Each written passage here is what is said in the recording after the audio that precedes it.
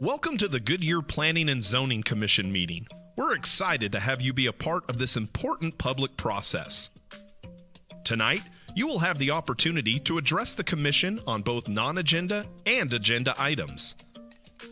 The agendas and speaker request cards are located in the back of the council chambers. You must fill out a speaker request card in order to address the commission. Please hand in your completed card to a city staff member. You may check the "I do not wish to speak" option on the card. This allows you to still voice your opinion on an item on the record without having to speak. In accordance with the Americans with Disabilities Act, please contact a staff member if you need any assistance. Public comment on a non-agenda item will take place during the citizen comment portion of the evening. These are items that don't appear on tonight's formal agenda. The commission secretary will call your name when it's time for you to speak. At that time, please approach the podium and tell us your name for the record. You'll have a maximum of 3 minutes. The timer is on the screens visible from the podium. Note that you may also choose not to speak if other speakers before you have said what you wanted to say. Shouting, cheering, and loud noises will not be tolerated, and violators may be removed for disrupting the meeting. Goodyear Planning and Zoning Commission meetings stream live on YouTube and online at goodyearaz.gov. Follow the city's social media pages so you don't miss out on all that's happening in Goodyear. Thank you for coming to this meeting and being an active part of your city. And remember, it's a great time to be in Goodyear.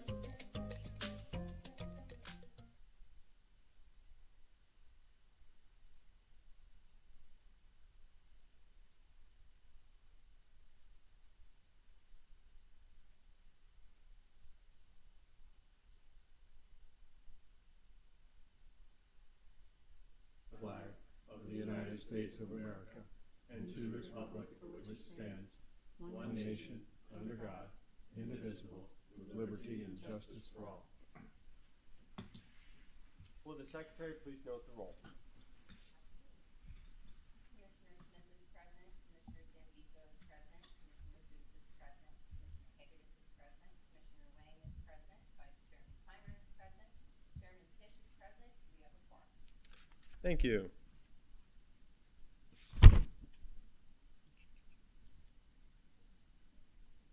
And we will now approve the draft minutes of the Planning and Zoning Commission meeting held on October 18th, 2025, October 18th and October 25th, 2023.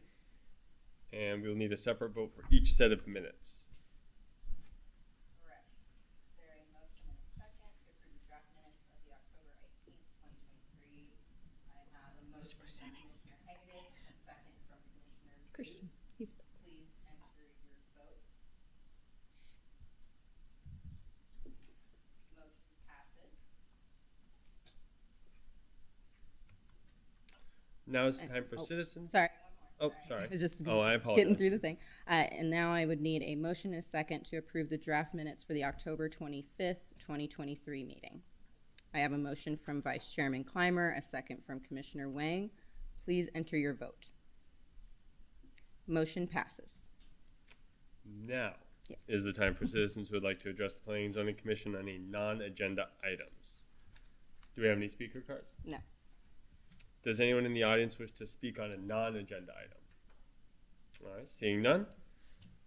This is an opportunity for commission members to disclose any ex parte communications they may have had prior to the meeting on any item scheduled for discussion on this agenda. Ex parte communication is any outside communication commissioners may have had regarding items on tonight's agenda. Any from the commissioner? Okay, thank you. There is one public hearing on the agenda tonight. As a reminder, the Planning and Zoning commission is a recommendation board for council. The commission will vote on each item and forward their recommendation to council. Council makes the final decision on all items. Agenda item number 2 is a rezone for Las Brisas, and with that, I will open the public hearing. Principal Planner Christian Williams will present. Good evening, Christian. Good evening, Commissioner Kish and the Planning and Zoning Commission. Christian Williams, Principal Planner, here before you this evening with a request from Jeff Bliley to conduct a rezoning on a property within the city. The property is approximately 24.753 acres and is located at the northeast corner of Perryville Road and Broadway.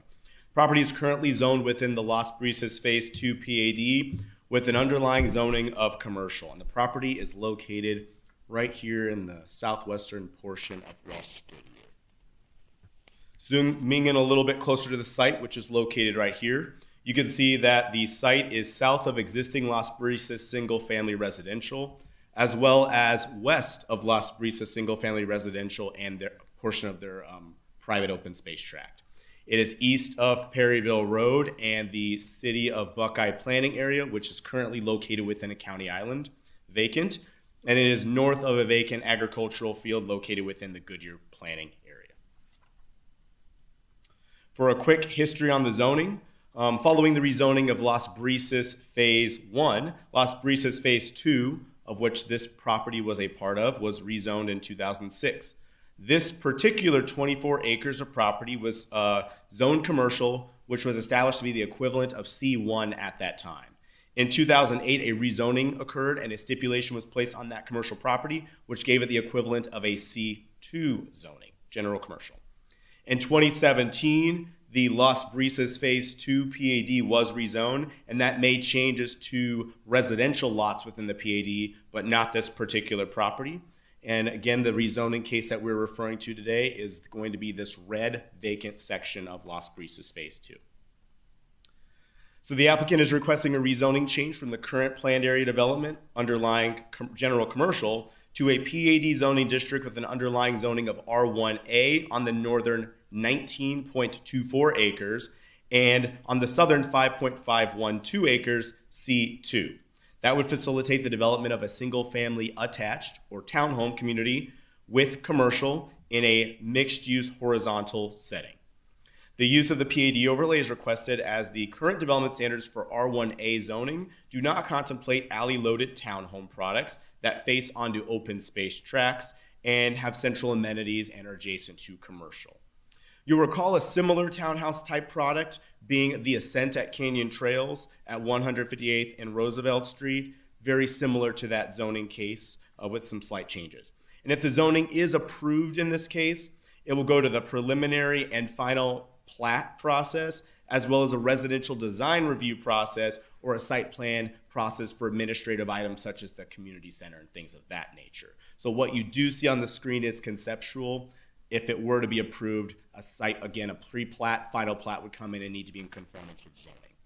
And this is an example of a townhouse community. Again, this is the Ascent project. That's not what's being proposed here, but very similar zoning cases for visual.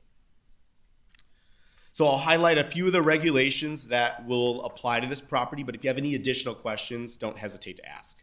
So starting with the design standards, typical R1As and our current standards for those are garage forward products. This development intends to build an alley-loaded type product where you have the front door facing onto a private open court and the garage is in an alley. So this proposes narrower lots to accommodate that. The lots would be 20 foot wide by 75 foot deep with a minimum patio square footage of 66 square feet. And if two patios are facing each other across an open space court, the walls could be no higher than 4 feet, and that open space between them would need to be a minimum of 14 feet. The site will also be required to have a clubhouse, barbecue area, and a pool for all the residents to use, as well as based on some comments from the neighborhood meeting, there will need to be an active area that is available for children to play in if this were to move forward. The developer will also provide 2 direct pedestrian connections from their residential development to the commercial property that's planned on the south. The development will have small blocks and buildings which side onto the street. If they do side onto the street, such as shown here, they would need to do that wraparound porch element. The units intend to have, again, alley-loaded garages and face on open space. And the PAD overlay calls out additional standards for building diversity, including accent colors, provisions to ensure the development has curb appeal, additional off-street or on-street parking within the development. And specifically, a typical single-family development only requires 2 covered parking spaces, such as a parking garage. This single-family development must provide 2.5 spaces. That 0.5 can occur on the lot if they choose to do a driveway, or they would need to accommodate that in the development on the street or in a parking lot within the development so that there is availability for guest parking and so that doesn't overflow. That would also require them to do a parking plan to ensure that that garage is utilized by 2 cars and doesn't become a storage unit, if you will. Additionally, there are provisions for setbacks to the single family to the north and east, which are above and beyond a typical R1A. For example, there will be a minimum of a 20-foot landscape setback on the east side of that property. And if they decide that they wanted to do carports or things of that nature, or 2-story elements, that would need to be at least 30 feet away from that eastern boundary. On the north, if homes are platted to face onto Las Brisas Drive, they must be platted in a manner that the residential structure above a 2nd story would need to be at least 100 feet away from the single family lots on the north side of Las Brisas. And that was something the applicant wanted to provide based on comments from the neighborhood meeting. And generally, after the neighborhood meeting, there were some concerns about vehicular access on the Las Brisas Drive. So this case does contemplate that no general vehicular access will be provided on Las Brisas Drive, only emergency vehicle access. The PAD also restricts 9 commercial uses from being developed within the C2 property that don't exist today, such as door-oriented businesses, auto repair, car washes, storage units, pawn shops, etc.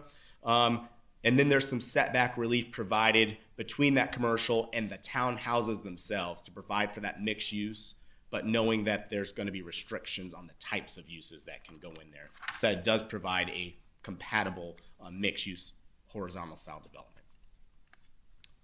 At the in-person neighborhood meeting, approximately 13 residents attended. Residents had concerns including property value loss, the concerns with the added density, the ability of 2-story townhomes to view into their private yards north of Las Brisas Drive, traffic and access on the Las Brisas Drive, and the types of residents who might occupy townhouses, as well as parking overflow and the desire to keep the property vacant or commercial in its entirety.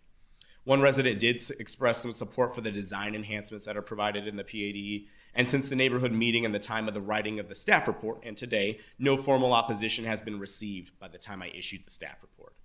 Also, as a follow-up to that neighborhood meeting, and I mentioned a couple of these before, the applicant made changes to the setbacks along the northern boundary of the site and restricted vehicular access onto Las Brisas Drive, and both changes, again, are reflected in this report. Staff has evaluated the impacts of the proposed zoning to the greater community, and with no major concerns being found, staff recommends that you forward an approval recommendation to rezone the property from planned area development zoning, underlying entirely commercial, to R1A and R1C with a PAD overlay titled Las Brisas Corner. The applicant is here. They do not have a formal presentation, and I'm happy to answer any zoning-related questions that you might have. Thank you, Christian. Are there any questions for staff? I do have questions. All right. You're off now. I thought it went backwards. Oh, I'm sorry. My bad. Okay, so if you could confirm to me, I tried to do a Google drive-by, and I noticed that there are 2-story units in the existing single-family homes, both on the east side and the north side. That is correct. And then can you let me know how tall those homes were allowed to be?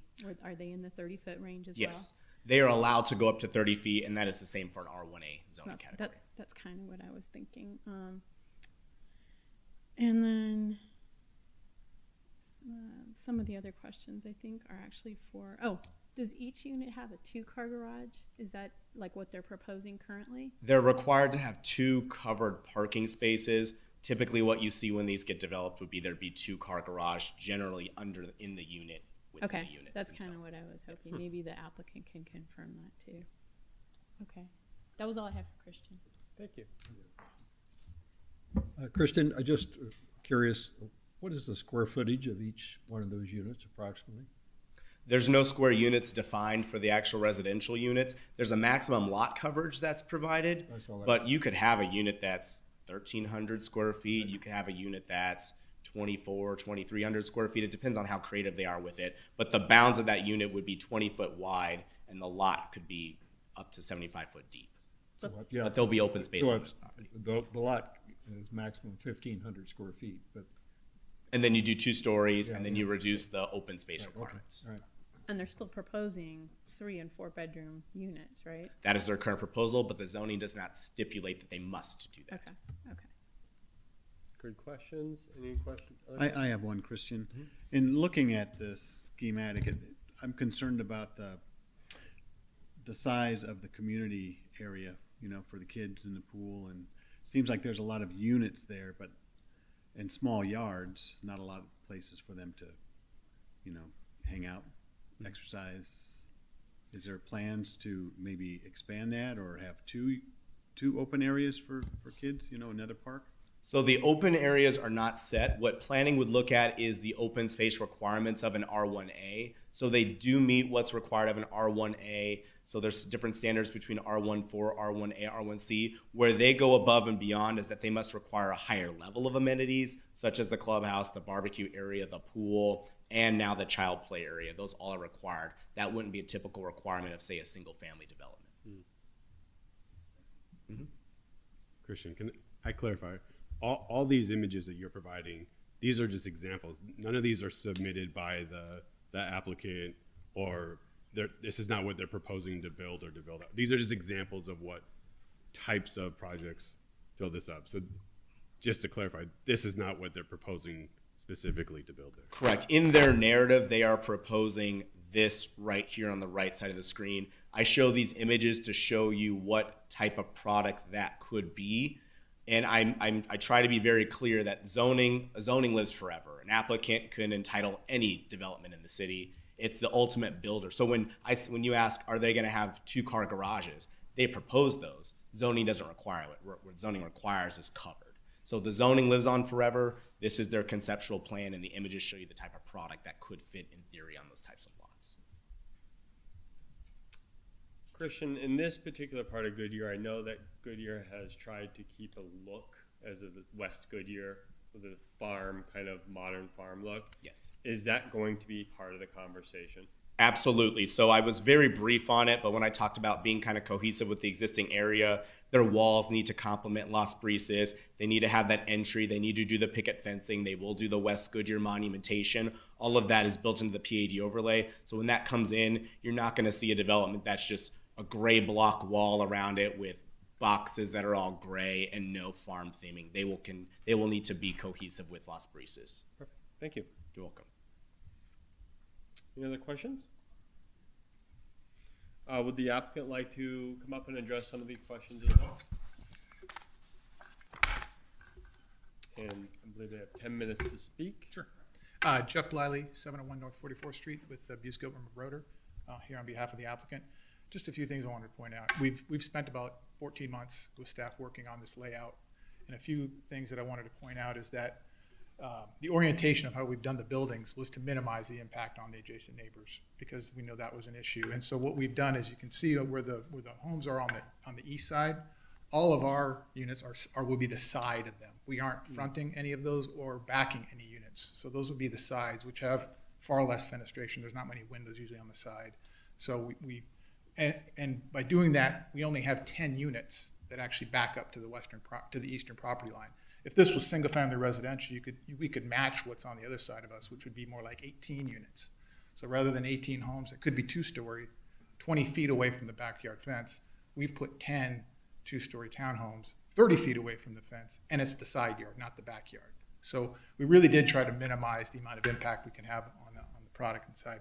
Another point of this is a for sale product. This is not going to be a for rent product. Right. So we are planning to do a for sale product here, which has been well received in discussions I've had with city officials. We also worked with staff on, as Christian mentioned, the access onto Las Brisas. We knew that traffic was brought up as a neighborhood concern.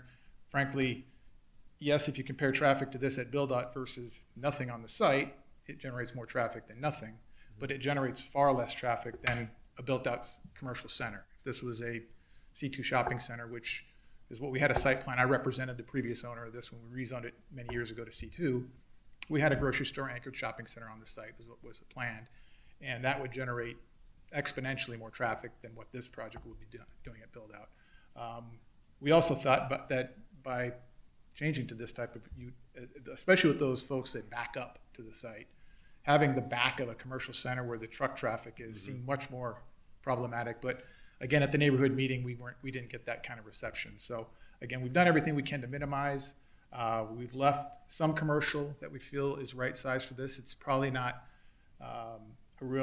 it's not anytime soon that it's going to be a commercial shopping center given its location kind of at the end of a dead end road there. So we think we've got the right amount of commercial left over. And so we just ask for your support on this tonight, and I'm here to happy to answer any questions. Thank you. Any questions for the applicant? Have you had this product produced in other local areas and had good luck selling it? The guys that I work with, I don't know if I think they've done this once before. I don't think they're thinking they're going to have any problems selling this product. It's not you don't see a lot of for sale townhome product. Most of it's for rent. And so we think that it's going to be an attractive product in the city and really add to the housing diversity. Yeah, I'm excited to see it as an opportunity, especially for the younger people. Do you have, or does the applicant have, a proposed price point to start it? Not that I'm aware of. I mean, it's going to be probably slightly less than single family homes do because of the smaller lot size, but this is not going to be a subsidized house or anything like that. No, it's no, going to be I market was rate, just- but it's probably going to be slightly less than a single family home because you have much less lot size. Okay. But I don't have an exact target right now. I was wondering if you were planning on connecting that division to the commercial in complement and have like a live, work, or enjoy those amenities such as a neighborhood market or et cetera. Yeah, I mean, we're certainly going to have the pedestrian connection there. Okay. So I think there's 2 points of pedestrian connection. And as you can see by the layout that we're proposing, there's always an opportunity that it could be, depending upon how it develops in the future, how that commercial center, you could extend those drive aisles down if you had to. But right now, the plan is this would be a gated community. Okay. So it would be, gated with main access off of Perryville and then emergency access off of Las Brisas. Excellent. Okay. Thank you so much. Any other questions? All right. Very good. Thank you. All right. Are there any, let's see here. Are there any questions? Are there any speaker cards? Yes, I do have one for Brian Seaman, who would like to come up. Just so you know, you are limited to 3 minutes. The screens will let you know how much time you have left to speak. Before you begin to speak, please identify yourself by clearly stating for the record your name and if you are a Goodyear resident. Sure. Thank you. Hi, my name is Brian Seaman. I am a Goodyear resident. I'm a resident of Las Brisas. I think it goes without saying, I'm not personally in favor of the proposed rezoning of the land. I'm one of the people on the north. I do appreciate the changes that they're attempting to make it more palatable to the people on the north side of Las Brisas. I know you guys hear the same arguments over and over against these rezoning plans. People talk about traffic, crowding, crime, property value, all of that stuff. I know you guys hear it every time. I understand the shared concerns. I have some of those same concerns with the rezoning in there. But honestly, above and beyond it, I think there's one major concern that I have with this, which is that it doesn't really make a lot of sense. The placement of the proposed condos is in a location that is a long ways away from any services. There is no shopping. There is nowhere to work. The school is overcrowded. There is basically no amenities for the people that are going to be living there. It requires a longer drive than a typical condo owner may look for. It's generally inconvenient.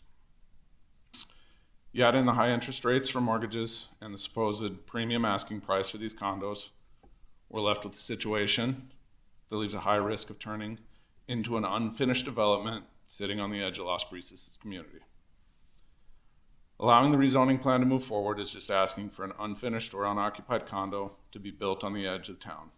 This adds in safety concerns, issues with theft from the site, and greatly increases the risk of squatters and the problems associated with them. I'm asking you to recommend against this proposal for rezoning. I understand that the developers wish to do something with the land. However, I don't think it makes sense for the citizens of Goodyear. It certainly doesn't make sense for the people living in Las Brisas. If they have to pursue rezoning, development, single-family homes, makes sense. There's already single-family homes there. They fit in with what's there. They're not going to add significantly to the density. They're not going to add to an already overcrowded school there at Las Brisas Academy. It just makes a lot more sense than condos that might not sell in the current location. Doesn't make sense to have condos for sale where it is. That's all I have. Thank you. Thank you for coming out. Would anyone else in the audience like to speak on this topic? And with that, I will close the public hearing. Will the secretary please read the staff recommendation? Absolutely. Recommend approval of the request to rezone property to Planned Area Development, PAD, zoning district with an underlying zoning district of C2 on the southern 5.512 acres of the property and an underlying zoning district of R1A on the northern 19.241 acres of the property with a PAD overlay of over the entire property as set forth in the draft ordinance number 2023-1576. Is there a motion for the staff recommendation or a motion to recommend denial of the staff recommendation?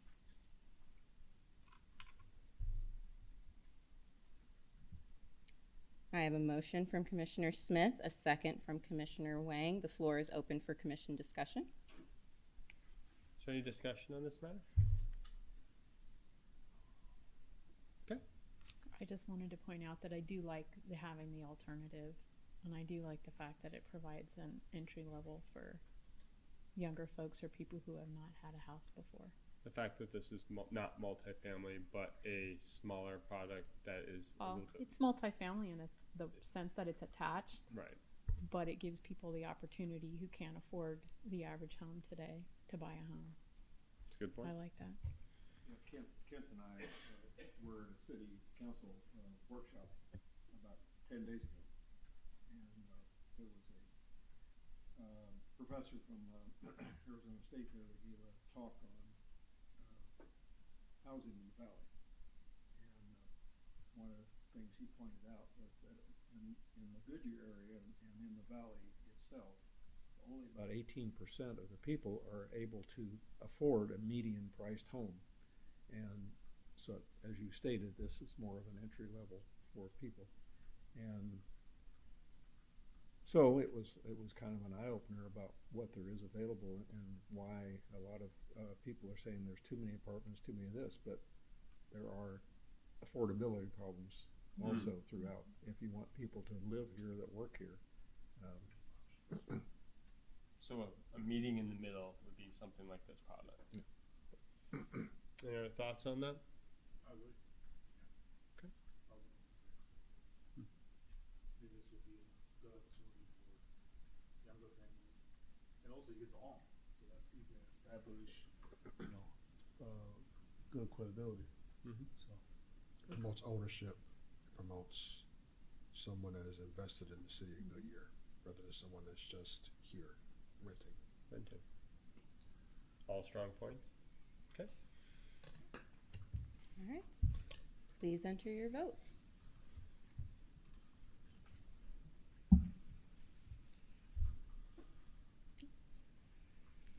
Motion passes. Recommendation of approval will be forwarded to City Council for the November 27th meeting. All right, now for business, agenda item number 3 is to approve the 2024 Planning and Zoning Commission calendar. Secretary Alyssa Madgley will go over the calendar. Will the secretary please read the staff recommendation? Yes. So just to So this is the Planning and Zoning Commission calendar based on the City Council meeting calendar. We typically have to have a commission meeting. We try and do it the second Wednesday of the month, but we have to have 2 weeks separation between the council meeting and then the Planning and Zoning Commission meeting. So whatever happens here will then transcend to the next City Council meeting about a week and a half afterwards.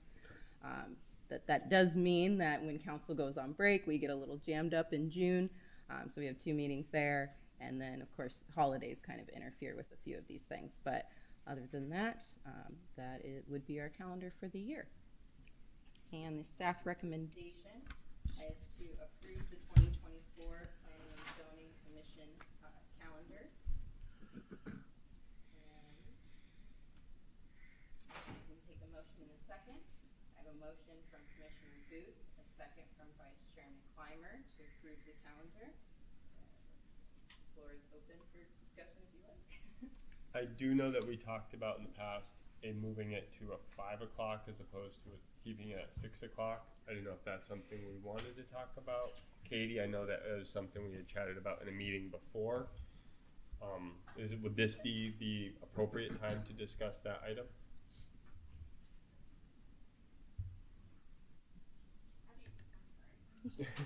Just press the button. Computer was. Thank you, Chairman. If you want to vote on the calendar tonight, do we have the meeting time on the calendar itself? No, the meeting time is not on the calendar. Okay. This is just for the days. So this would be an appropriate time to discuss amongst the commissioners if they would like to, for staff to look into that. I think staff's recommendation would be that perhaps we reach out to the development community to see if they had any reactions. There could be concerns with residents arriving on time, being able to participate in public hearings, and many of the development community have more experience with that than us, know what other cities are doing. But absolutely, if the commission wants to discuss that right now and then advise staff to go look into it further and bring it back as an item. The city council meets now at 5 as opposed to Yes, 6. they do. So they would be, to me, that would be the same concerns then. I didn't mean to open a wound or anything, but I just, if it works better, or if I'm fine keeping it the same, but I wanted to at least open it to discuss within our commission to see if there's something that really resonates or feels like there's a need to change it. If there isn't, we can keep it as is. This time works with my family calendar. I would prefer to keep it, my personal. And you won't care because you won't be here. That's just true. I'll be leaving in February, so. All right, well, it looks like that died. Can I just point out that the February meeting is on Valentine's Day? That's okay for everybody? I'm asking. As a dance, I'm gonna miss, but that's okay. I was gonna miss it anyway. That was not intended. All right, well, it looks like we can continue voting. All right, so please enter your vote. Motion passes. All right, are there any staff communications this evening? Thank you, Chairman. Just to update you on the items that went to City Council at their October 30th meeting, Council acted on 5 of the items you sent forward to them. The Citrus Road and Indian School rezone to industrial on that hard corner, and they approved that project. The special use permit for the Moose Lodge, they approved that. The special use permit for the land reclamation inert landfill project continuation was approved. The rezoning for GMC to allow for the music school, and the rezoning of Estrella parcels 1225, 1236, and 80 were all approved. And then on Monday, City Council approved the general plan, so that will be going to voters in May 2024. So that's a really exciting milestone, and yeah, we will be working on getting the word out that that is on the special election in May. Excellent. That's all I had. Thank you. Thank you very much. All right. The next Planning and Zoning Commission meeting will be held on December 6th, 6 p.m. at Goodyear City Hall, Council Chambers. There being no further business to discuss, this meeting is adjourned.